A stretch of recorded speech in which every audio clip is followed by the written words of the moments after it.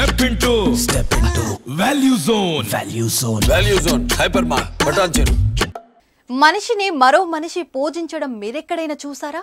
ఒక్క మనిషే మరో మనిషికి గుడి కట్టడం గురించి మీరెక్కడైనా విన్నారా? ఆ మనిషి ప్రజల గుండెల్లో దేవుడంటే మీరు నమ్ముతారా? ఇదేంటి మనిషిని పట్టుకుని దేవుడు అంటున్నారంటేనే సందేహం మీకు కలగొచ్చు. అసలు ఇంతకు ఎవరా మనిషి? ఆ మనిషి గొప్పతనం ఏమిటి? ఒకసారి చూసేద్దాం. గత 50 ఏళ్లుగా ఆ గ్రామానికి ఆయుర్వేద డాక్టర్గా వైద్య సేవలు అందించారు. అంతేకాకుండా గ్రామాల్లో పురోహితం చేసేవారు. ఊళ్ళో ఎలాంటి వ్యాధులు వచ్చినా గానీ తానే స్వయంగా ఆయుర్వేద మందులు తయారు చేసి ఉచితంగా గ్రామస్తులకు ఇచ్చేవారు.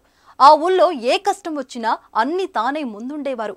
ఆ గ్రామంలో ఉన్న దేవుడి కన్నా ఆ పూజారే గ్రామస్తులందరికీ దేవుడయ్యారు. ఇంకేముంది, తమ దేవుణ్ణి మనసులో కాకుండా ఆ రూపం ఎప్పటికీ గుర్తుండిపోయేలా గ్రామస్తులంతా కలిసి ఏకంగా పూజారికే గుడి కట్టేశారు. వివరాల్లోకి వెళ్తే జనగామ జిల్లా స్టేషన్ గనుపూర్ మండలం తాటికొండ గ్రామంలో స్థానిక సీతారామచంద్ర స్వామి ఆలయంలో సౌమిత్రి శ్రీ రంగాచార్యులు అనే అర్చకునిగా గత 50 ఏళ్లుగా పూజలు చేసేవారు. తాటికొండ పరిసర గ్రామాల్లో పురోహితం కూడా చేసేవారు. దీంతో పాటు ఆయుర్వేద వైద్యునిగా పలు వ్యాధులకు ఉచితంగా మందులు ఇచ్చేవారు. ఇలా దశాబ్దాల పాటు గ్రామస్తులకు సేవలందించారు. గత ఏడాది శ్రీ రంగాచార్యులు మృతి చెందారు.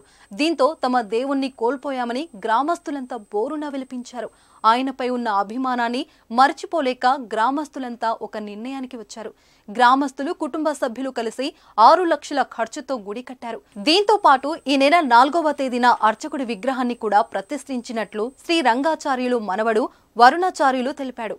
ఏది ఏమైనా ఒక మనిషికి మరో మనిషి గుడి కట్టడం చాలా గొప్ప విషయం. అందుకే మానవ సేవే మాధవ సేవ అంటారు పెద్దలు.